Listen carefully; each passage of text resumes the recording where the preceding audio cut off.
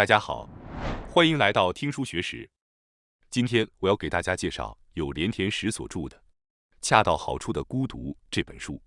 众所周知，连田先生虽然年逾70，但依然作为一名活跃的医生不断奋斗。而他认为，选择主动孤独，才是60岁之后让人生充实不可或缺的关键。听到孤独这个词，我们或许会联想到一些负面的情绪。然而，能够拥有属于自己的独处时光，本质上是一件令人感到幸福的事情。在这个被称为100岁人生时代的当下，未来每个人都会有更多独自度过的时间。这不仅意味着感受到孤独的时间增加，也意味着可以享受孤独的时间变长。今天视频的内容包括以下3个部分：第一，前额叶被激活，孤独带来的3大益处；第二，享受孤独的2大秘诀；第三，充实60岁后的独居生活的最实用4项技能。无论您即将步入60岁，还是已经步入老年，这本书的信息都对您有所帮助。内容涵盖了大量让老年独居生活更加充实的建议。首先是第一部分，前额叶被激活，孤独带来的3大益处。作者指出，孤独分为被迫的孤独和主动选择的孤独。被迫的孤独是指由于限制措施而不得不忍受的寂寞和失落，而主动选择的孤独则是一种积极的心态，在空闲的时间里享受自由，做自己想做的事情。不管是您主动选择还是被动接受，孤独终将成为人生的一部分。即使有家人、伴侣或朋友陪伴，最终我们每个人都会面临独自一人的时刻。当我们步入60岁时，重要的不是逃避孤独，而是学会享受孤独。虽然听起来有些悲伤，但即使是在夫妻共同生活的情况下，60岁以后也可能会面临失去伴侣的局面。因此，为此做好心理准备，选择享受独处的时光，显得尤为重要。然而，对于大多数人来说，孤独是痛苦的体验。所以，首先我要向大家展示孤独带来的惊人益处，让你们明白孤独其实是件好事，并从中获得一些积极的感受。孤独带来的3大益处：一、提升孤独力，获得最强大的心理韧性；二、独断独行也无妨，孤独是培养坚定内心的机会；三、集中力大幅提升，激发前额叶孤独的未被发现的效能。了解这3大益处后，任何人都会对孤独不再感到害怕，所以请务必记住它们。接下来我将逐一解释这些好处。首先从第一个孤独力提升，获得最强的心理韧性开始。当谈到孤独时，需要明确的是，孤独和孤立是不同的。孤独是指在物理上一个人独处，而这种状态带来的感受可能因人而异。有些人感到快乐，有些人则感到悲伤。相反，孤立指的是心灵上的孤独，尽管可能周围有人，仍感到痛苦和寂寞。作者认为，通过提升孤独力，反而可以避免陷入孤立。这是什么意思呢？在孤立的状态下，危急时刻可能没有任何人可以依靠，而习惯于独处的人，通常在自己选择的环境中生活，身心都更为独立。独立并不意味着事事依靠自己，而是知道在真正需要时，有可以依赖的对象。孤独的人明白这一点，即使拥有再多财富，我们人类也无法独自一人在无人岛上生存。为了在独处时依然生活得好，我们必须依赖他人的帮助。因此，孤独力指的是在平时享受孤独，而在必要时可以给予或接受帮助的能力。换句话说，置身于孤独的环境中，反而能够更加体会到人际关系的重要性。孤独还有一个好处，就是通过保持距离，反而能够加深人际关系。接下来我将解释第二个孤独带来的惊人好处：独断独行无妨。孤独是锻炼坚定内心的机会。孤独是一个完美的环境，让你审视自己并学习如何与自己相处。作者认为，这正是锻炼内心不动摇的绝佳机会。不过，有些人会批评那些坚定自我、独立的人，说他们自私。如果您害怕这样的批评，因而无法享受孤独。那么作者认为这是一个误解。自私其实是褒义词，它意味着珍视自己的生活方式。那些被认为自私的人，往往是能够独立做出判断，并按照自己的方式生活的人。在当今社会，我们需要磨练的是个人生存的强大能力，而孤独正是锻炼这种坚定不移力量的机会。选择孤独，意味着您主动决定了独处的状态。作者称之为独自生活，这是一种有意识的创造独处时光的行为。接下来，我将解释第3个孤独带来的惊人好处：集中力爆发，激发前额叶的潜力。孤独的隐藏效能，除了前面提到的好处，作者还指出，通过独自生活，你会更加明确我是我的意识，从而为未来的生活带来更多积极影响。首先，自主性会大大提升。当你与朋友在一起时，是否常常因为迎合氛围而忽略了自己的真实想法？这种过度在意他人的情绪，可能削弱您对自己生活的掌控能力。而经常置身孤独环境，你会发现一切都需要自己做决定，这自然培养了您对自己人生的选择能力。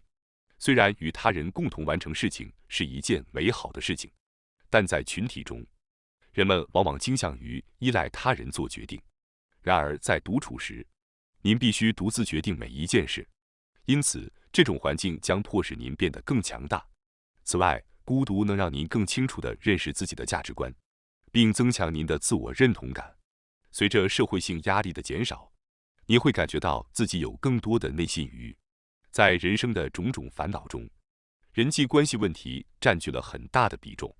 如果您平时习惯孤独，这类无谓的压力将大大减少。您可以将时间和精力花在对您最重要的事情上。对于从事商业或创意工作的人，孤独还有另一个好处，那就是能激发出独特的想法。在许多古老的故事中，我们常见到隐居在深山里的智者，通过自我孤立，他们不受外界影响，反而能够形成独特的思维方式。另一个意想不到的好处是，作者认为孤独能显著提升集中力。比如在进餐时，独自用餐能让您全神贯注于食物本身。正如我们常谈到的，专注于当下的进食是一种正念行为，被称为正念进食。正念有助于锻炼前额叶，极大提升我们的专注力。当然，如果在家里独处时，您不会被噪音打扰，可以更加集中精力处理需要完成的任务。最后也是最重要的一点，通过体验孤独，我们才能更好地珍惜他人，懂得爱与关怀。了解孤独的人能够理解他人的孤独，因此当他人陷入真正的困境时，能够伸出援手，成为一个富有同情心和关怀心的人。接下来是第2部分，如何享受孤独的2大诀窍。对于那些一直和家人生活在一起的人来说，突然独自生活并立即过上孤独的生活，可能不太现实。因此，我将为初次尝试独自生活的人介绍2个诀窍：1、鼓起勇气，尝试时下流行的独自活动； 2、养成一个习惯，巧妙地驾驭孤独感。这2个诀窍可以帮助您享受孤独。接下来，我将逐一详细讲解。首先是第1个诀窍：鼓起勇气，尝试时下流行的独自活动。对于即将开始独自生活的人，首先需要做的事情就是创造一个归属感。听到这里，可能有人会想，我要独自生活了，为什么还要创造归属感呢？但其实这有着深刻的意义。与孤独的常规印象相反，越是孤独，人与人的连接就越重要。首先，孤独与孤立是不同的。决定开始孤独的生活，并不意味着您要与所有朋友断绝联系。恰恰相反，正因为您开始独自生活，所以更加应该巩固与他人的重要关系。可能有人会觉得这有些矛盾，但请试着回想一下，在学校时，尽管周围有许多同学，家里也有亲人，但您却感到心灵孤独。这样的经历是不是在青春期时曾经有过？这种感觉就是孤立。孤独就像是一种让人心安的药物，也就是说，即使在物理上您是独自一人，但内心却不孤单，这才是真正意义上的独自生活。因此，开始独自生活的第一步，就是创造一个归属感。当然，这一步可能让许多人感到困惑，毕竟许多人只有少数几个朋友，特别是随着年龄的增长，家人和朋友逐渐离世，归属感会越来越少。作者并不建议完全依赖社交媒体，线上社交和现实中的连接终究不同。当您真正需要帮助时，社交媒体上的追随者未必会伸出援手，因此，社交媒体作为归属感的来源，可能有些薄弱。那么，那些没有朋友或者现在一个朋友也没有的人该怎么办呢？作者建议尝试参加一些专门为独自生活爱好者聚集的活动。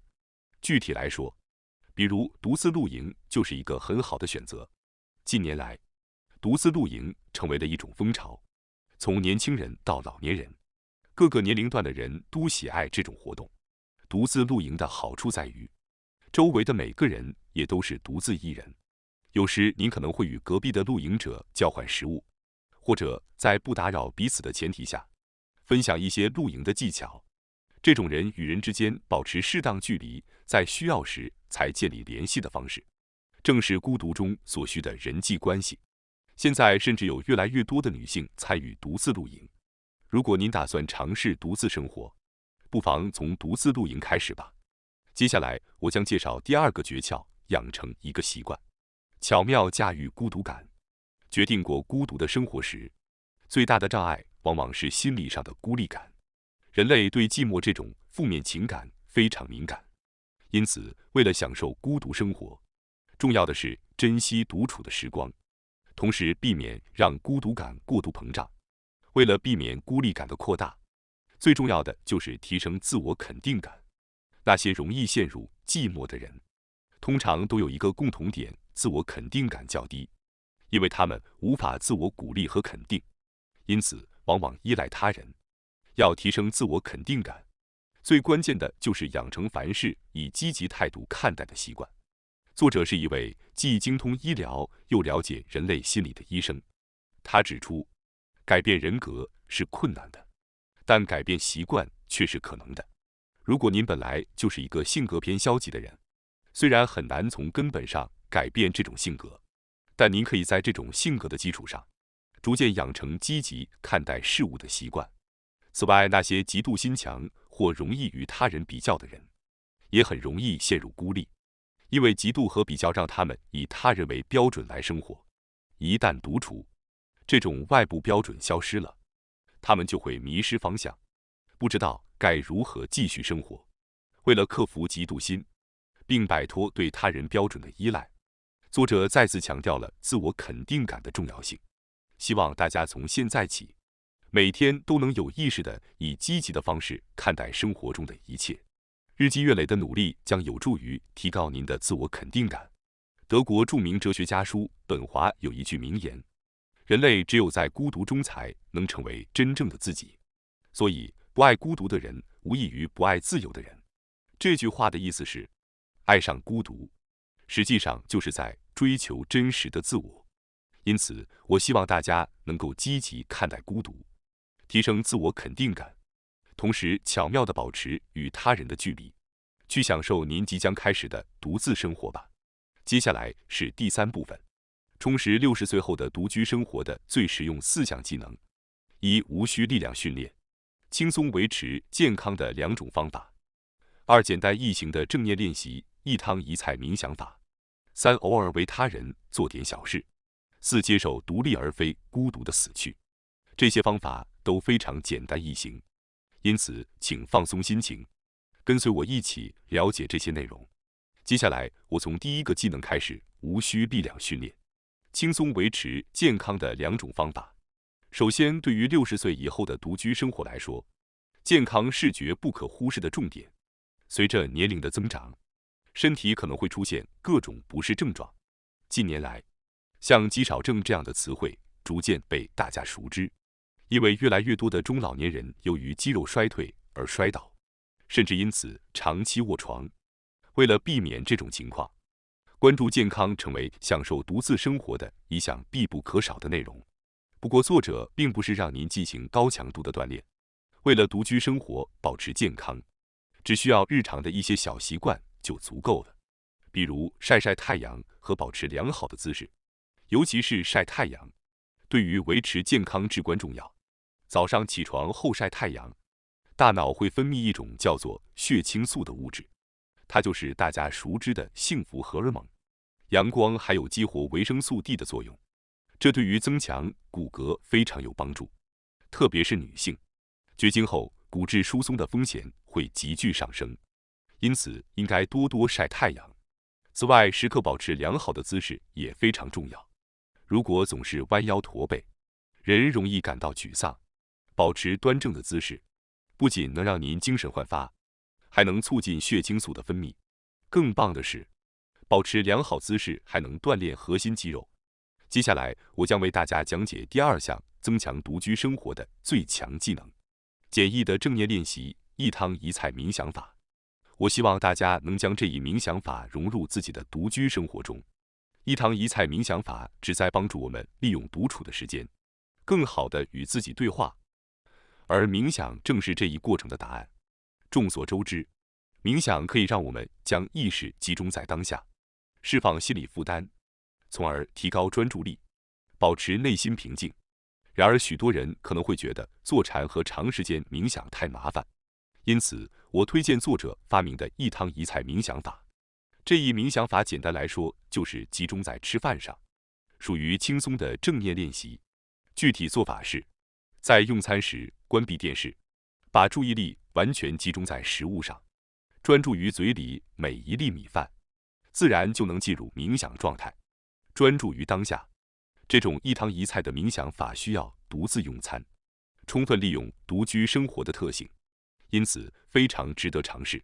接下来，我将介绍第3项增强独居生活的最强技能——偶尔为他人做点小事。作者认为，为了让孤独的生活更加丰富，偶尔为他人服务是非常重要的。哈佛大学的一项研究追踪了13000名50岁以上的人，发现参与志愿活动的人与未参与者相比，死亡率低了40%以上。而参与志愿活动只需每周2个小时就足够了。另一项研究还显示，参与志愿活动的老年人高血压风险降低了40%。志愿活动可以维持与周围人的松散关系，同时为我们带来成就感和幸福感。如前所述，孤独感越强，人与人之间的这种松散的联系就越重要。志愿活动并不需要做一些繁重的事情，只需在别人需要帮助时伸出援手，就能维持人际联系。从小小的志愿服务开始，未来在您需要帮助的时候，或许也会有人来支持您。然而需要注意的是，为他人付出只需适度。如果您感到义务感上升，认为自己必须更努力地为他人付出，这可能会适得其反。有研究显示，在邻里关系过于紧密、干涉他人生活的地区，抑郁症的发病率和死亡率反而更高。为了邻里而努力的心态可能会变成压力，从而对生活产生负面影响。因此，关键是要确保自己健康成长，在充裕的基础上，偶尔为他人提供帮助。这种适度的志愿活动将为您的独居生活增添一抹温暖的色彩。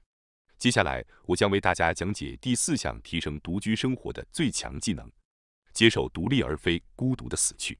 在60岁后的独居生活中，最重要的事情之一就是为接受死亡做好准备。我们每个人都会对死亡感到恐惧，而独居生活可能会进一步加剧对疾病和死亡的焦虑。然而，作者认为，正因为独居，我们反而能够拥有更强的意志去接受自己的死亡。通过在孤独中不断地审视自己，我们可以逐渐接受死亡，不再害怕它。如今，孤独死已经成为一个社会现象，这个词汇让孤独带有了更负面的意义。然而，真正重要的不是死亡的方式，而是我们如何度过余生。与其担心如何迎接死亡，我们更应该关注如何活到生命的最后一刻。如果我们只专注于每天如何生活，那么就不必为孤独感到焦虑。作为一名医生，作者认为，与其在空荡荡的医院病房中去世，不如在自己熟悉的家中独自死去，这样更具尊严。